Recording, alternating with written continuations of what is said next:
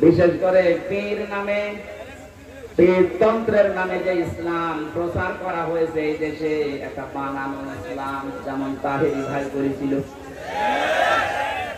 নজিবুল বশর ময়জ ভান্ডারি করেছিল, আবু সুফিয়ান আল কাদরি ভাই করেছিল। এ সমস্ত জায়গাতে আমি নিজে দেখেছি, বাধা তো নেই। পাশেই 5 কিলোমিটার দূরে তাফসীর মাহফিল, বাধা তো দিয়েছে, গ্রেফতারও করেছে। কোরআনের আয়াত অনুযায়ী বোঝা যাচ্ছে কোরআন যারা বাধা দেয় কোরআন প্রসারে কায়েমে, এরা কাফের। এই সিদ্ধান্তটা মুসলমানদের না, এই সিদ্ধান্ত কাফেরদের। কাদের বলেন তো? এখানে একটা মাসলা বলছে, কেউ যদি কাফেরকে কাফের মনে না করে সেও কাফের। জেলখানায় আমি 3টা বছরের ভেতরে সবচাইতে বেশি এই কথাটা মাওলানা মামুনুল হকের কাছে শুনেছি। উনি মাঝে মাঝে বলতেন, হামজা যদি বাইরে যেতে পারি কোন কাফেরের জানাজায় যাব না, কবরে যাব না। বলতাম, ভাই আপনি এই বিষয়টা নিয়ে তো বেশি কথা বলেন। দেখো কোরআনে কারিমে আল্লাহ জানিয়েছেন, ওয়ালা তুসাল্লি আলা আহাদিন মিনহুম মাতা বাদাউ ওয়ালা তাকুম আলা কবরি, ইলা আখিরি আয়াত। সূরা তাওবার 84 নম্বর আয়াতের প্রথম অংশে আছে, আল্লাহ পাক বলেন, হে নবী, এরা মারা গেলে এদের কবরের পাশে দাঁড়ানো দূরের কথা, এদের জানাজার নামাজ পড়া দূরের কথা, আপনি এর পাশ দিয়েও যাবেন না। যদিও তাকুম আলা কবরের ব্যাখ্যা 2টা পেয়েছি তাফসীরে। কাফেরের কবরের পাশ দিয়েও হেঁটে যাবেন না এবং কবরের পাশে দাঁড়াবেন না, কারণ জায়গাটা গজবের। কিসের? কাফেরকে যেখানে মাটিতে রাখা হয় জায়গাটা গজবের হয়ে যায়। এর প্রমাণ আবু জাহেলের কবর।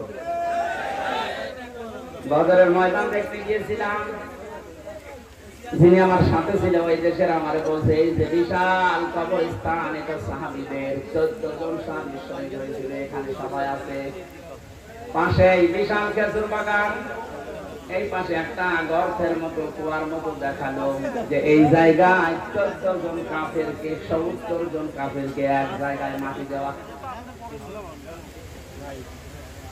আমার বলছে হুজুর এটা শয়তানের কবর। শয়তান মানে আবু জাহেলের। ওরে যারা আদর করে এভাবে মাটি দেয়, ওরে যুদ্ধ করে দিয়েছে। যে কথাগুলো আমাকে জানিয়েছে তার ভেতরে 2টা গুরুত্বপূর্ণ। 1 নম্বরে বলে, হুজুর এখানে কিন্তু বহু পানি আসে, যে পাশে যে কুয়া, গ্যালন গ্যালন পানি উঠতেছে এখান থেকে। আশ্চর্যের বিষয়, এখানে পানি আসার পরও কোন গাছ আজ পর্যন্ত জন্মায় না। পাশে দেখেন খেজুর বাগান, কি তরুতাজা খেজুর। আপনার কি মনে হয় ওকে আল্লাহ আপেল খাওয়াচ্ছে? হ্যাঁ, কবরে আল্লাহ আগুন লাগিয়েছে, এত হট এত গরম, এই জন্য ওখানে কিছু জন্মই নেয় না, জায়গাটা গজবের জায়গা হয়ে গেছে। কাবা শরীফ তাওয়াফ করার পরে উপর দিয়ে ঘুরছিলাম, হঠাৎ দেখি আমার পেটে ব্যথা করছে। এক পুলিশকে ডাক দিয়ে বললাম, ভাই এতক্ষণ তো ভালোই ছিলাম, এখন আমার পেটে ব্যথা করছে, কি করবো?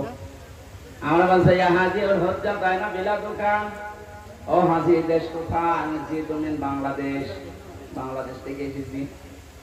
ওর ভাষা দিয়ে আমারে বলছে, হাজি সাহেব আপনি জানেন না এটা কোন জায়গা? না তো। আবু জাহেলের বাড়ি। আপনি এখনো পায়খানা না করে দাঁড়িয়ে আছেন, তাড়াতাড়ি যান। সত্যি কথা বলছি, কাজ সেরে এসে দেখে আমার পেটের ব্যথা ভালো হয়ে গেছে। আল্লাহ আমাকে জানাতে চেয়েছে, হামজা ওই সময় 4.5 লাখ করে টাকা লাগতো, এত টাকা খরচ করেছে এই দেশ থেকে আসলে এখানে, আরে শয়তানের মুখে পায়খানা না করে চলে যাবা, তাড়াতাড়ি করো। এত ঘৃণিত, এত নিকৃষ্ট, এত অপমানজনক জায়গা, এই জায়গাকে আল্লাহ তুলনা দিয়েছে ইন্টারন্যাশনাল পায়খানা। এখন এই কথা বলেন না কেন?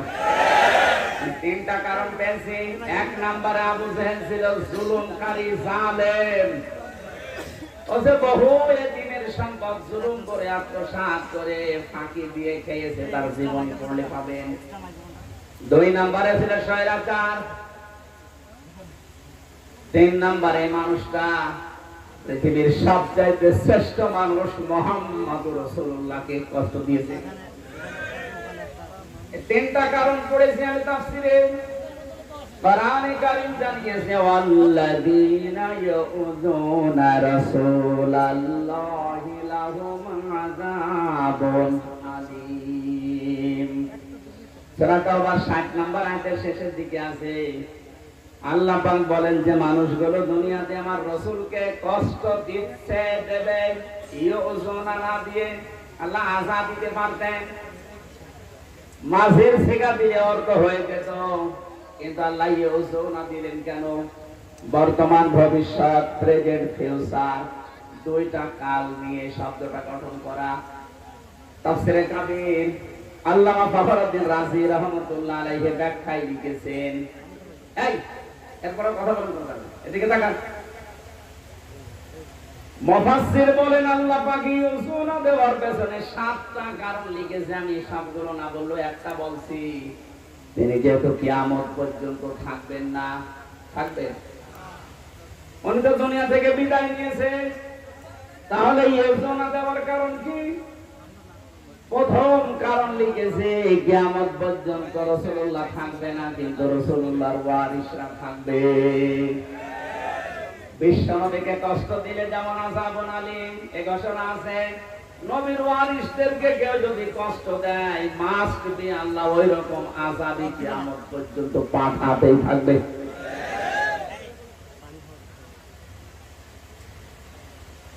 এই আয়াত অনুযায়ী বোঝা যাচ্ছে আজ নবীজি দুনিয়াতে নেই, বিশ্ব নবীর ওয়ারিস যারা আলেম, সত্যিকারের আলেম যারা, আলেম হলেই হবে না, আলেম তো বহু আছে, আমরা দেখতে পাচ্ছি ফরিদউদ্দিন মাসুদ আলেম, একবার বলছে না, মুফতি ফয়জুল্লাহ তো আলেম, বাইতুল মুকাররমের সাবেক খতিব যেটা পালিয়েছে, এই যে পাশের জেলায় বাড়ি, ওইটা আলেম।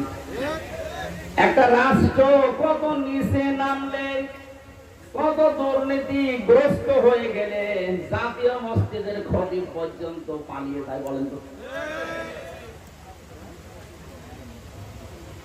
জাতীয় মসজিদের খতিব পর্যন্ত যদি পালিয়ে যায়, এই দেশে আর বাকি থাকার কথা? আপনি তাকান, যারা যারা এভাবে কষ্ট দিয়েছে, দেখছে, সবগুলো তো পালিয়েছে। কোরআনে যারাই বাধা দিয়েছে, আজ তারা এই দেশের জনগণের টার্গেট হয়ে গেছে। কেন টার্গেট হচ্ছে? কোরআনে কারীম থেকে শুনেন, এই এদিকে তাকান, জায়গাটা ভেজা না? কষ্ট হচ্ছে, যে ইবাদতে কষ্ট বেশি, ওই ইবাদতে সওয়াব বেশি হয়, একটু সহ্য করেন। সূরা আলে ইমরান 4 নম্বর পারা 12 নম্বর পৃষ্ঠার 9 নম্বর 7 নম্বর লাইনের 178 নম্বর আয়াতে 4 রব্বুল আলামিন বলেন, ওয়ালা ইয়াহসাবান্নাল্লাযীনা কাফারু আন্নামা নুমলি লাহুম খায়রুন লিআনফুসিহিম ইন্নামা নুমলি লাহুম লিয়াজদাদু ইসমা ওয়া লাহুম আযাবুম মুহিন। আমি আয়াতটা পড়লাম, তাফসীরের সাথে মিলালাম, দেখলাম না বাস্তবতায় খাপের খাপ, মন্তাজের মাপ মিলে যাচ্ছে। আল্লাহ পাক বলেন, হে নবী, কাফেররা ধারণা করে তাদের যে ক্ষমতা, তাদের যে অর্থ সম্পদ, বিত্ত বৈভব দেওয়া হয়েছে, এগুলো মনে হয় তাদেরকে কল্যাণের জন্য ভালোবেসে আল্লাহ দিয়েছে।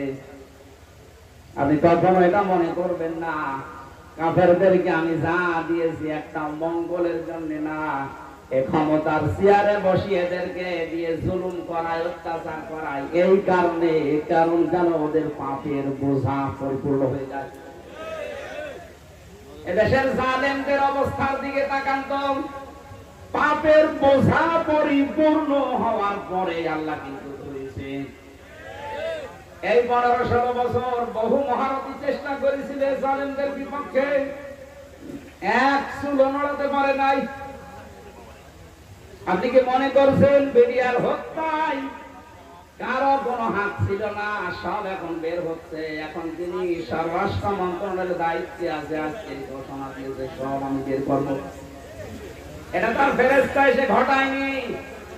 আমি 3 বছর জেলে থাকা অবস্থায় বহু বেদিয়ারকে পেয়েছি। এই মানুষগুলোর কথা শুনলে যত কঠিন হৃদয়ের মানুষও মন নরম হয়ে যাবে, অথচ জালেমদের মন নরম হয়নি।